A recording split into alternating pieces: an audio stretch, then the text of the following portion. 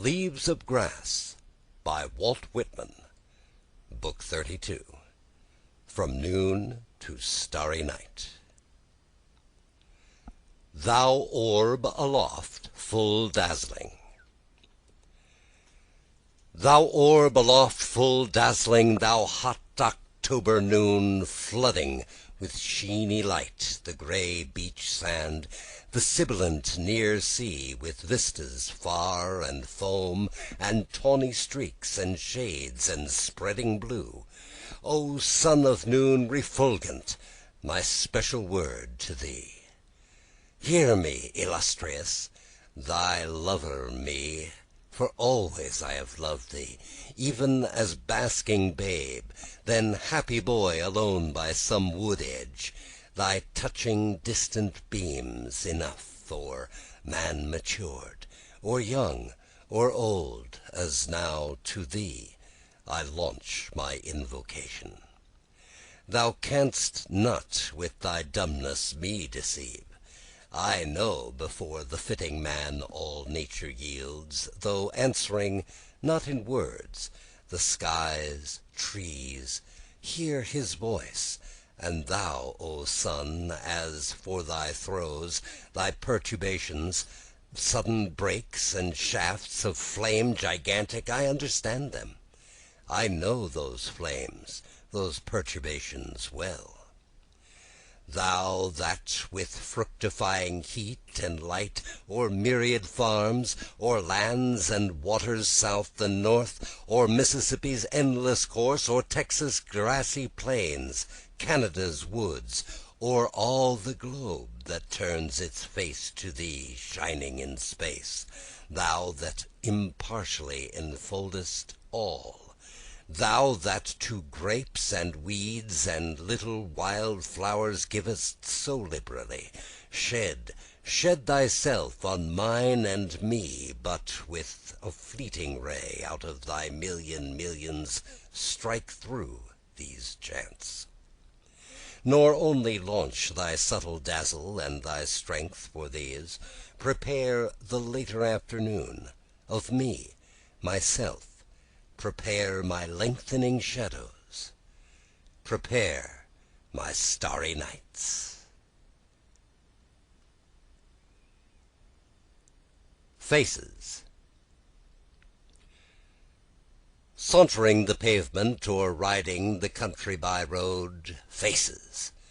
Faces of friendship, precision, caution, suavity, ideality, the spiritual prescient face, the always welcome, common, benevolent face, the face of the singing of music, the grand faces of natural lawyers and judges broad at the back top, the faces of hunters and fishers bulged at the brows, the shaved, blanched faces of orthodox citizens, the pure, extravagant, yearning, questioning artist's face, the ugly face of some beautiful soul, the handsome, detested, or despised face, the sacred faces of infants, the illuminated face of the mother of many children, the face of an armor, the face of veneration, the face as of a dream,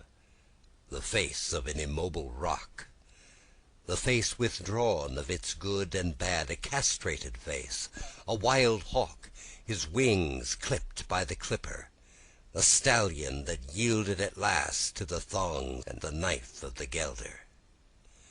Sauntering the pavement thus, or crossing the ceaseless ferry, faces and faces and faces, I see them and complain not, and am content with all. Do you suppose I could be content with all if I thought them their own finale? This now is too lamentable a face for a man, some abject louse asking leave to be, cringing for it, some milk-nosed maggot blessing what lets it rig to its hole. This face is a dog's snout sniffing for garbage. Snakes nest in that mouth, I hear the sibilant threat. This face is a haze more chill than the Arctic sea. Its sleepy and wobbling icebergs crunch as they go. This is the face of bitter herbs, this an emetic. They need no label. And more of the self-drug laudanum, cartichoke or hog's lard. This is a face of epilepsy. Its wordless tongue gives out the unearthly cry.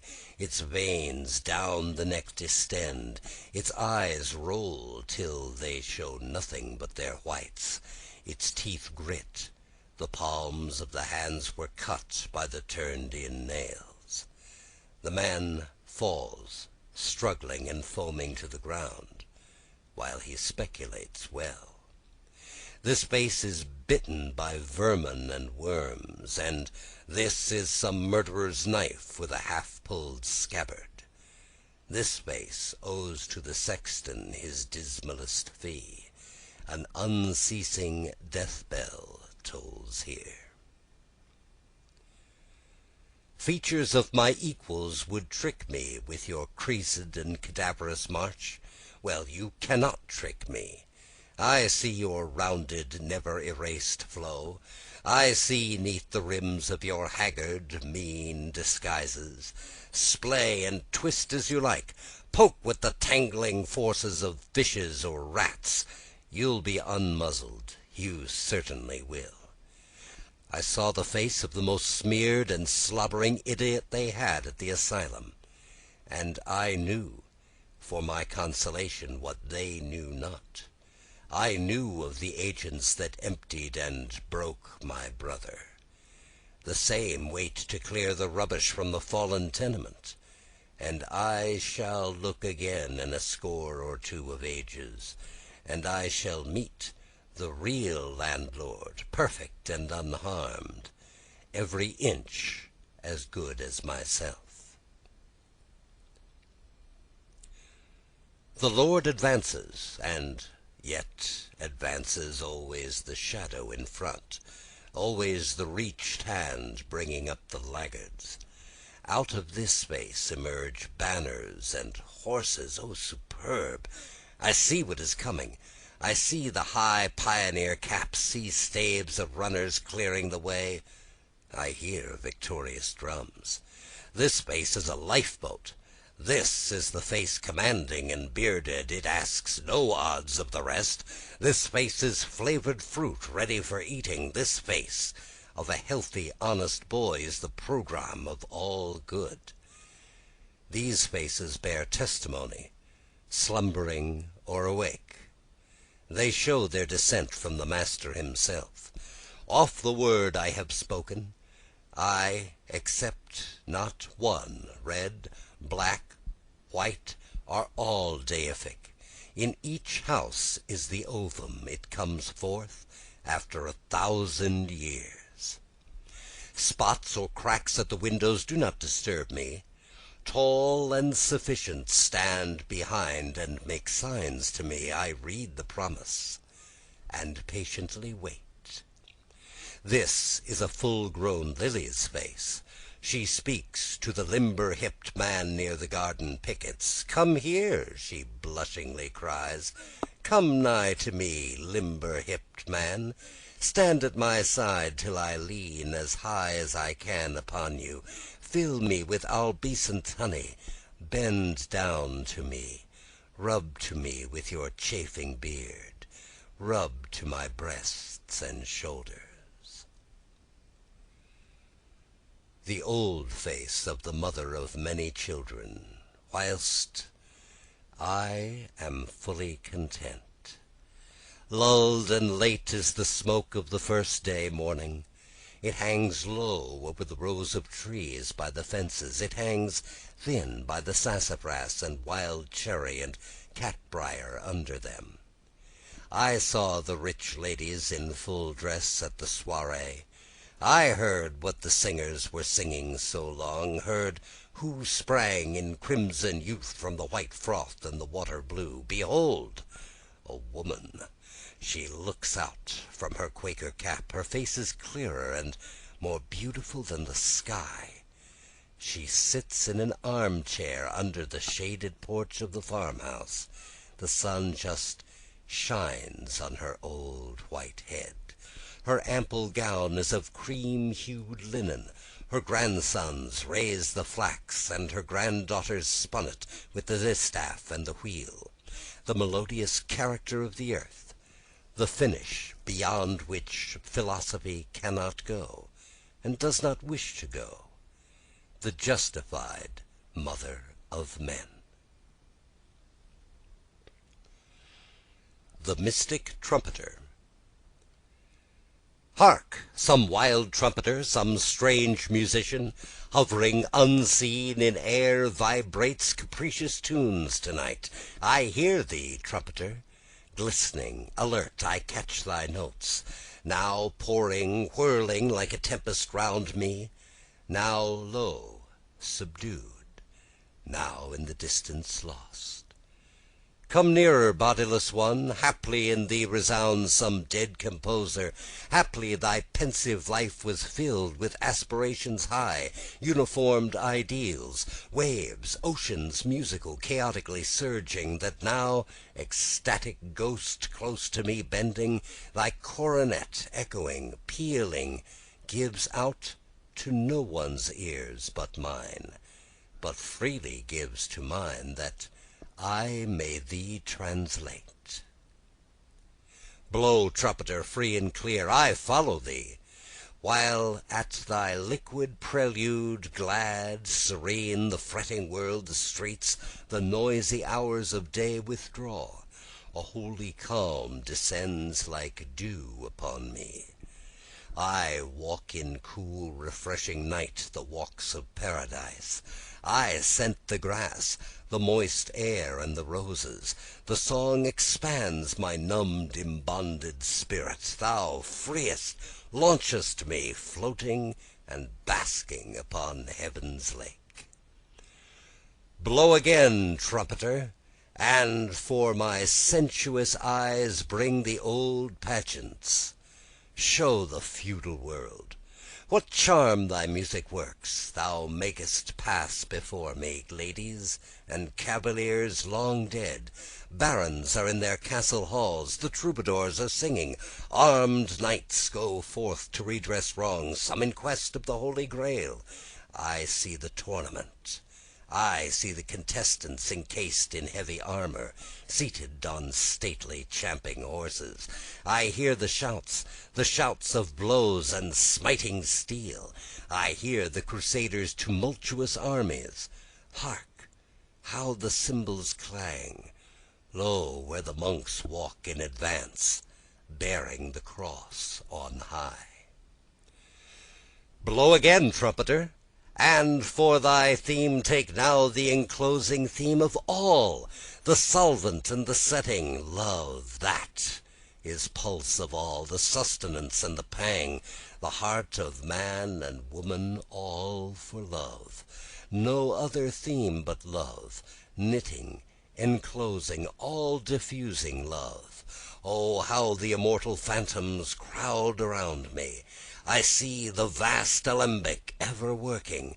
I see and know the flames that heat the world, the glow, the blush, the beating hearts of lovers so blissfully happy some, and some so silent, dark, and nigh to death. Love, that is all the earth to lovers. Love that mocks time and space, love that is day and night, love that is sun and moon and stars, love that is crimson, sumptuous, sick with perfume. No other words but words of love, no other thought but love. Blow again, trumpeter, conjure war's alarms. Swift to thy spell a shuddering hum like distant thunder rolls. Lo, where the armed men hasten, lo, mid the clouds of dust the glint of bayonets. I see the grime-faced cannoneers, I mark the rosy flash amid the smoke, I hear the crackling of the guns. Nor war alone thy fearful music song, wild player brings every sight of fear. The deeds of ruthless brigands, rapine, murder, I hear the cries for help. I see ships foundering at sea. I behold on deck and below deck the terrible tableaus. O trumpeter, methinks I am myself the instrument thou playest. Thou meltest my heart, my brain, thou movest, drawest, changest them at will, and now thy sullen notes send darkness through me. Thou takest away all cheering light, all hope. I see the enslaved, the overthrown, the hurt, the oppressed of the whole earth. I feel the measureless shame and humiliation of my race. It becomes all mine. Mine too, the revenges of humanity, the wrongs of ages, baffled feuds and hatreds, utter defeat upon me weighs, all lost, the foe victorious. Yet mid the ruins pride colossal stands unshaken to the last, endurance, resolution to the last. Now, trumpeter, for thy close vouchsafe a higher strain than any yet. Sing to my soul, renew its languishing faith and hope, rouse up my slow belief, give me some vision of the future, give me for once its prophecy and joy. O glad, exalting, culminating song, of vigor more than earth's is on thy notes, marches of victory, men disenthralled, the conqueror at last, hymns to the universal God from universal man, all joy, a reborn race appears, a perfect world, all joy, women and men in wisdom, innocence and health, all joy, riotous, laughing bacchanals filled with joy, war, sorrow, suffering gone, the rank earth purged, nothing but joy left, the ocean filled with joy, the atmosphere, all joy, joy, joy in freedom worship, love, joy in the ecstasy of life, enough to merely be, enough to breathe, joy, joy, all over, joy. To a locomotive in winter.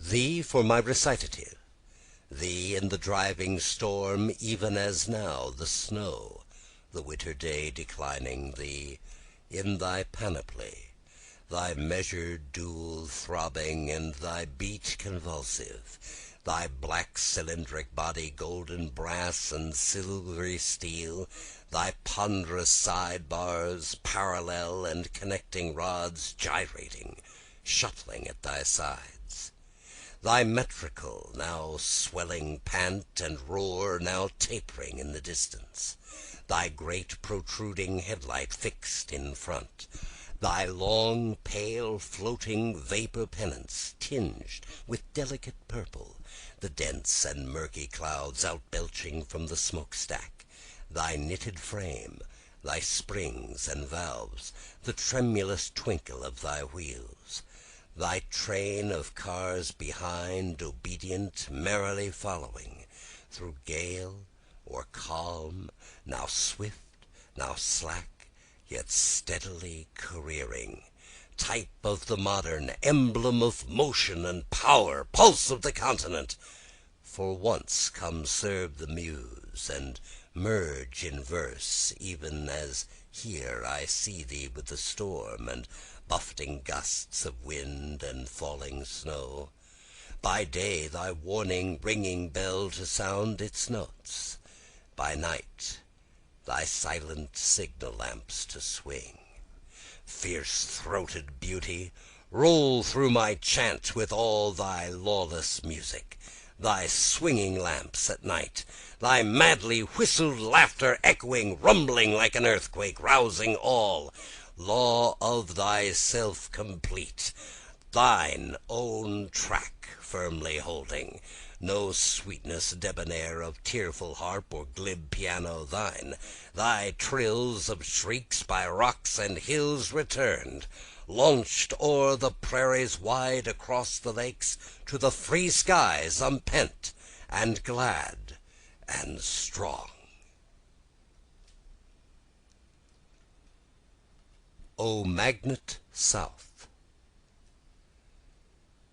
O magnet south, O glistening perfumed south, my south, O quick metal, rich blood, impulse and love, good and evil, O all dear to me.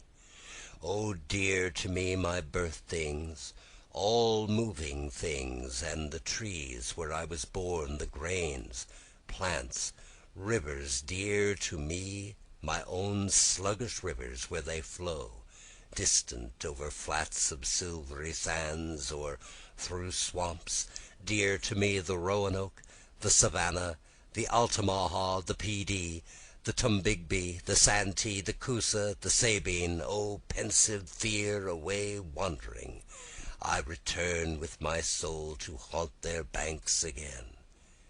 Again in Florida I float on transparent lakes, I float on the Okeechobee, cross the hummock land or through pleasant openings or dense forests. I see the parrots in the woods, see the pawpaw tree and the blossoming titi. Again sailing in my coaster on deck I coast off Georgia, I coast up the Carolinas. I see where the live oak is growing, I see where the yellow pine, the scented bay tree, the lemon and orange, the cypress, the graceful palmetto. I pass rude sea headlands and enter Pamlico Sound through an inlet and dart my vision inland. O the cotton plant, the growing fields of rice, sugar and hemp, the cactus guarded with thorns, the laurel tree with white large flowers that range afar, the richness and barrenness, the old woods charged with mistletoe and trailing moss, the piney odor and the gloom, the awful natural stillness. Here in these dense swamps the freebooter carries his gun, and the fugitive has his concealed hut. Oh, the strange fascination of these half-known, half-impassable swamps, infested by reptiles, resounding with the bellow of the alligator, the sad noises of the night owl and the wildcat, and the whir of the rattlesnake, the mockingbird, the American mimic, singing all the forenoon, singing through the moonlit night, the hummingbird, the wild turkey, the raccoon, the opossum, a Kentucky cornfield, the tall, graceful, long-leaved corn, slender, flapping, bright green with tassels, with beautiful ears, each well sheathed in its husk. O my heart, O tender and fierce pangs, I can stand them not, I will depart. O to be a Virginian where I grew up, O to be a Carolinian, O longings irrepressible, O I will go back to old Tennessee and never wander more. Mannahatta. I was asking for something specific and perfect for my city, whereupon lo upsprang the aboriginal name. Now I see what there is in a name, a word, liquid, sane, unruly, musical, self-sufficient.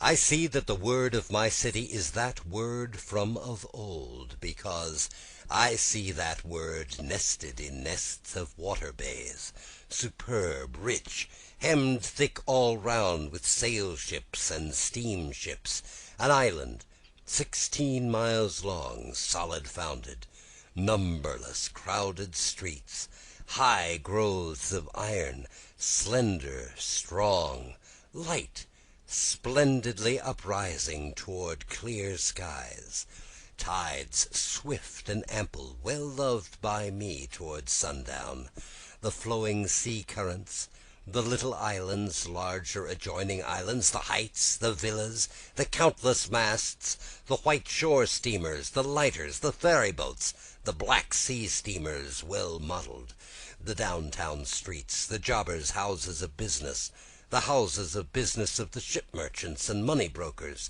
the river streets, immigrants arriving, 15 or 20,000 in a week, the carts hauling goods, the manly face of drivers of horses, the brown-faced sailors, the summer air, the bright sun shining and the sailing clouds aloft, the winter snows, the sleigh bells, the broken ice in the river passing up or down with the flood tide or ebb tide, the mechanics of the city, the masters well-formed, beautiful-faced, looking you straight in the eyes, trottoirs thronged, vehicles, Broadway, the women, the shops and shows, 1,000,000 people, manners free and superb, open voices, hospitality, the most courageous and friendly young men, city of hurried and sparkling waters, city of spires and masts,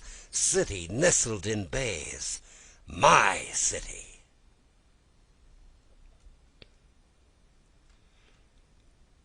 All is truth. O me, man of slack faith too long, standing aloof, denying portions so long, only aware today of compact, all-diffused truth, discovering today there is no lie or form of lie, and can be none, but grows as inevitably upon itself as the truth does upon itself, or as any law of the earth, or any natural production of the earth does. This is curious, and may not be realized immediately, but it must be realized. I feel in myself that I represent falsehoods equally with the rest, and that the universe does. Where has failed a perfect return indifferent of lies or the truth? It is upon the ground.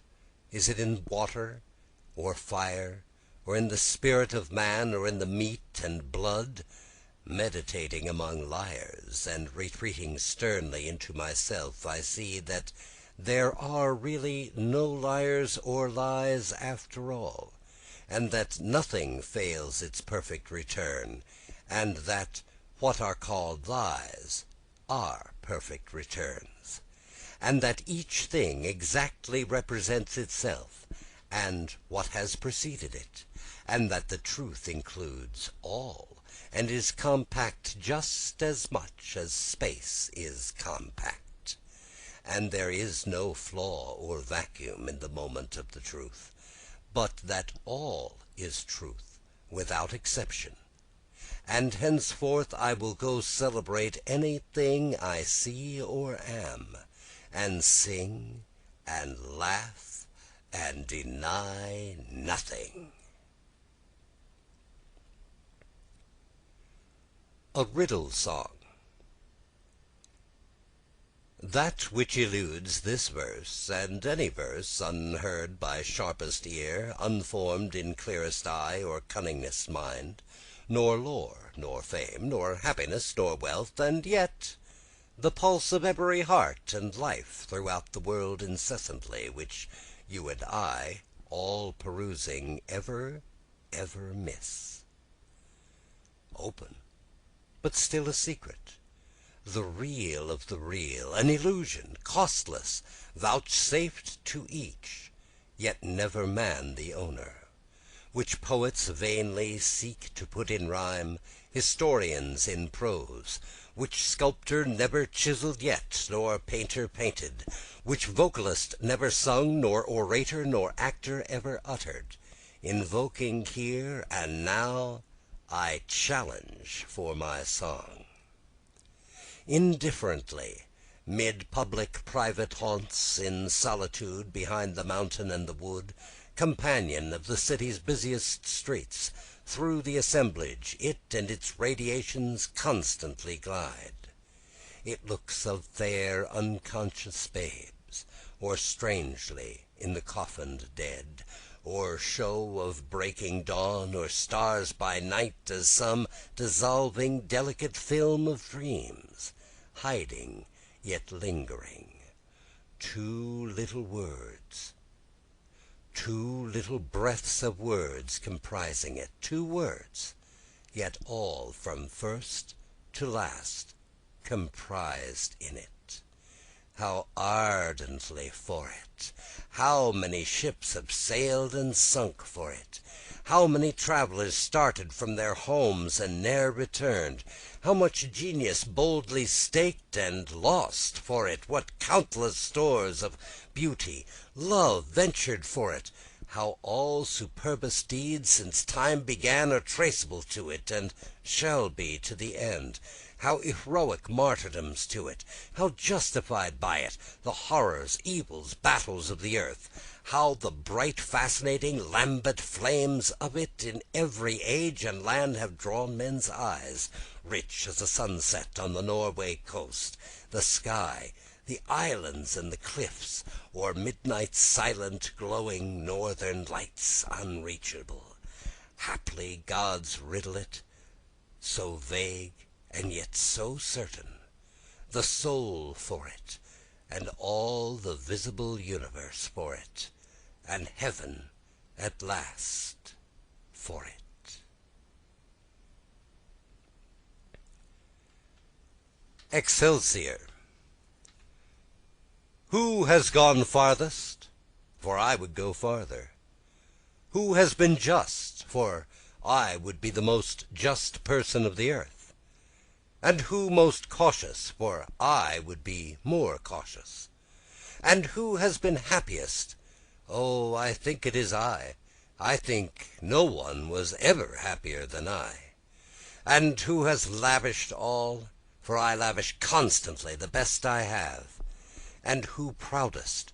For I think I have reason to be the proudest son alive, for I am the son of the brawny and tall-topped city. And who has been bold and true? For I would be the boldest and truest being of the universe. And who benevolent? For I would show more benevolence than all the rest. And who has received the love of the most friends? For I know what it is to receive the passionate love of many friends. And who possesses a perfect and enamored body? For I do not believe any one possesses a more perfect or enamored body than mine. And who thinks the amplest thoughts? For I would surround those thoughts. And who has made hymns fit for the earth? For I am mad with devouring ecstasy to make joyous hymns for the whole earth.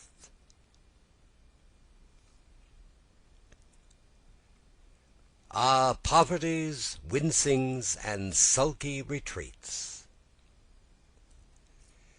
Ah, poverties, wincings, and sulky retreats, ah, you foes in conflict have overcome me, for what is my life, or any man's life, but a conflict with foes, the old, the incessant war?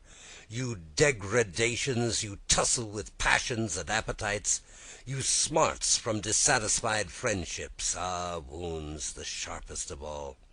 You toil of painful and choked articulations, you meanness, you shallow tongue talks at tables, my tongue the shallowest of any. You broken resolutions, you racking angers, you smothered ennuis, ah, think not you finally triumph, my real self has yet to come forth. It shall yet march forth o'ermastering till all lies beneath me. It shall yet stand up the soldier of ultimate victory. Thoughts of public opinion, of a calm and cool fiat sooner or later, how impassive, how certain and final, of the President, with pale face asking secretly to himself, what will the people say at last? Of the frivolous judge, of the corrupt congressman, governor, mayor, of such as these standing helpless and exposed, of the mumbling and screaming priest, soon, soon deserted, of the lessening year by year of venerableness, and of the dicta of officers, statues, pulpits, schools, of the rising forever taller and stronger and broader of the intuitions of men and women, of the self-esteem and personality, of the true New World, of the democracies resplendent en masse, of the conformity of politics, armies, navies to them, of the shining sun by them, of the inherent light greater than the rest, of the envelopment of all by them, and the effusion of all from them. Mediums. They shall arise in the states. They shall report nature, laws, physiology, and happiness. They shall illustrate democracy and the cosmos. They shall be alimentive, amative, perceptive. They shall be complete men and women, their pose brawny and supple, their drink water, their blood clean and clear. They shall fully enjoy materialism and the sight of products. They shall enjoy the sight of the beef, lumber, breadstuffs of Chicago, the great city. They shall train themselves to go in public to become orators and oratresses. Strong and sweet shall be their tongues. Poems and materials of poems shall come from their lives. They shall be makers and finders. Of them and of thy work shall emerge divine conveyors to convey gospels, characters, events, retrospections shall be conveyed in gospels. Trees, animals, waters shall be conveyed. Death, the future, the invisible faith shall all be conveyed.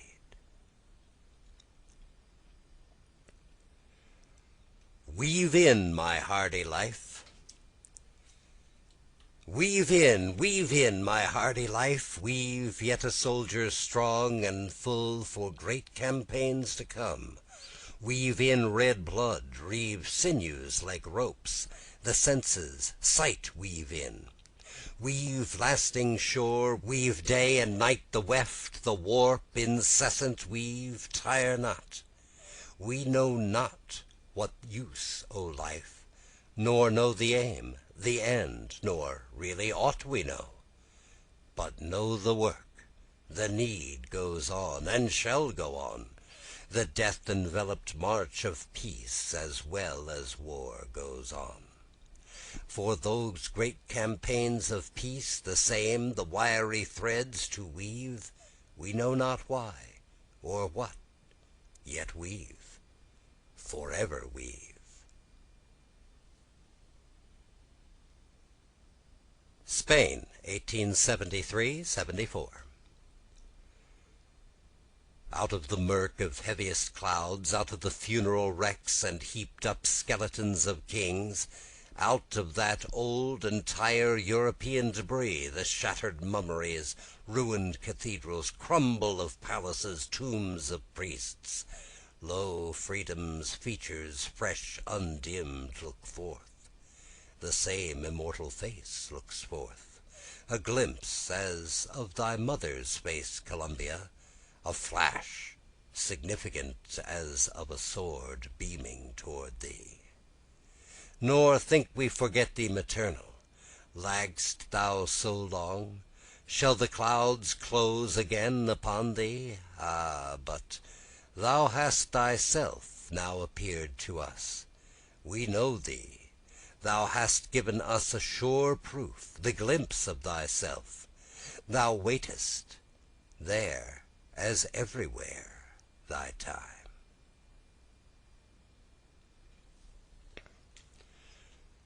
By broad Potomac's shore. By broad Potomac's shore again, old tongue, still uttering, still ejaculating, canst never cease this babble? Again, old heart so gay, again to you your sense, the first full flushed spring returning. Again the freshness and the odors, again Virginia's summer sky, pellucid blue and silver.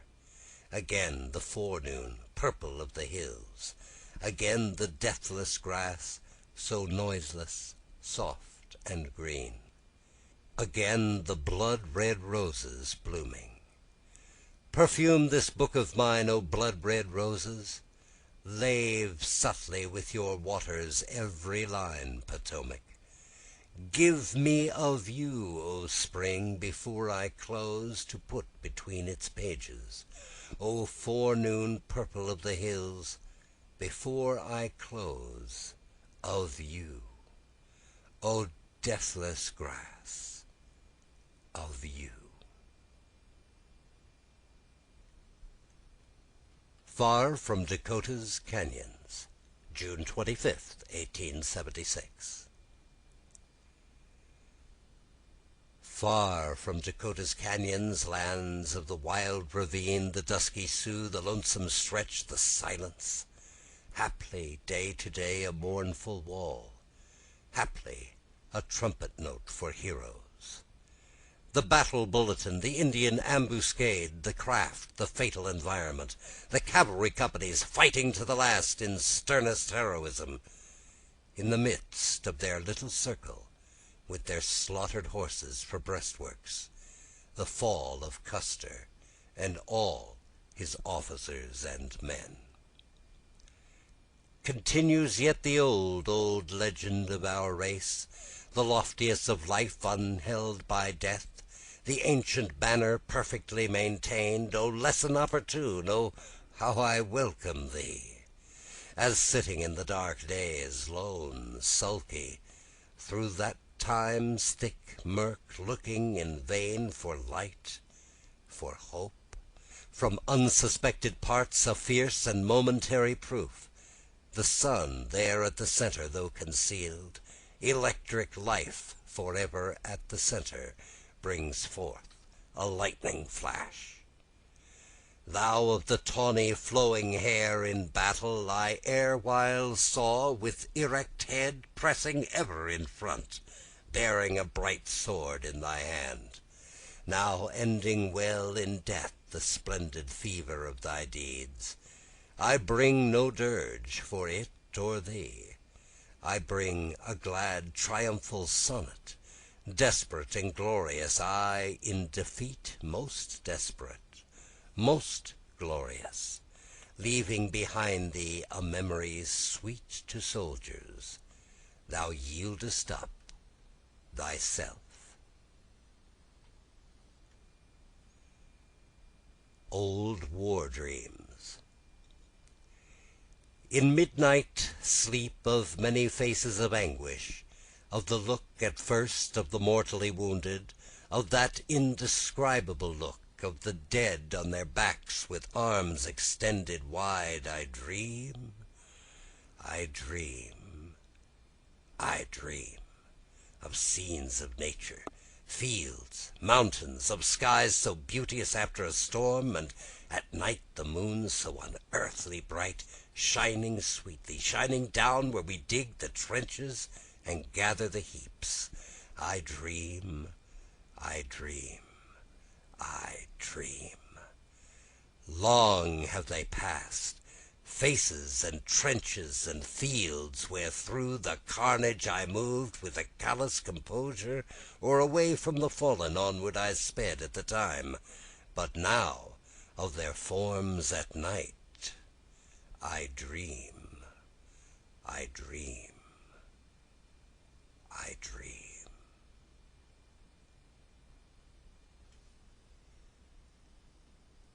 Thick sprinkled bunting. Thick sprinkled bunting, flag of stars, long yet your road, fateful flag, long yet your road, and lined with bloody death, for the prize I see at issue is, at last, the world. All its ships and shores I see interwoven with your threads, greedy banner, dreamed again of flags and kings, highest born to flaunt unrivalled. O hastened flag of man, O with sure and steady step, passing highest flags of kings. Walk supreme to the heavens, mighty symbol, I run up above them all, flag of stars, thick sprinkled bunting.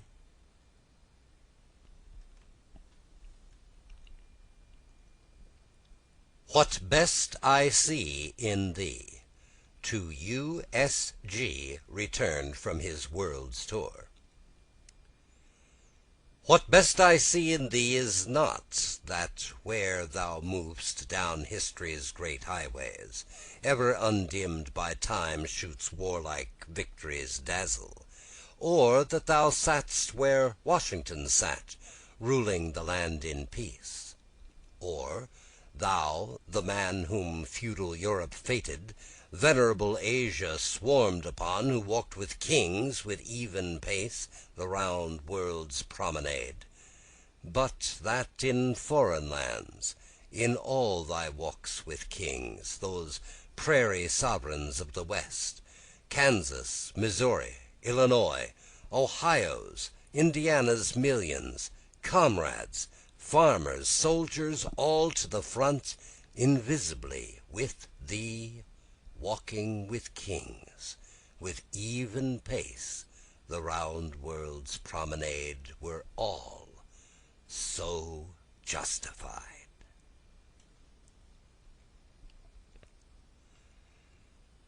Spirit that formed this scene, written in Platte Canyon, Colorado.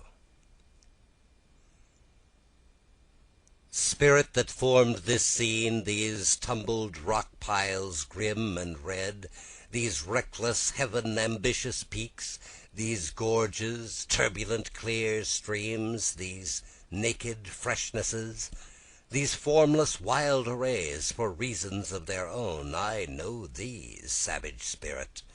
We have communed together. Mine too such wild arrays for reasons of their own was charged against my chance.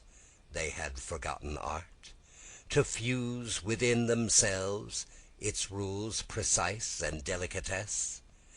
The lyricist's measured beat, the wrought out temple's grace, column and polished arch forgot.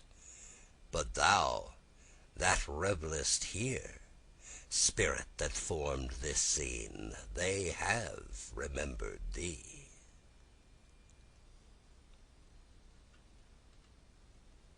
As I walk these broad, majestic days, as I walk these broad, majestic days of peace, for the war, the struggle of blood finished, wherein no terrific ideal against vast odds, erstwhile having gloriously won, now thou stridest on. Yet perhaps in time toward denser wars, perhaps to engage in time the still more dreadful contests, dangers, longer campaigns and crises, labors beyond all others around me. I hear that eclat of the world, politics, produce the announcements of recognized things, science, the approved growth of cities, and the spread of inventions. I see the ships, they will last a few years, the vast factories with all their foremen and workmen, and hear the endorsement of all, and do not object to it. But I too announce solid things. Science, ships, politics, cities, factories are not nothing. Like a grand procession to music of distant bugles pouring, triumphantly moving, and grander heaving in sight, they stand for realities. All is as it should be. Then my realities. What else is so real as mine? Libertad and the divine average, freedom to every slave on the face of the earth. the rapt promises of lumine of seers, the spiritual world, these centuries lasting songs, and our visions, the visions of poets, the most solid announcements of any. A clear midnight.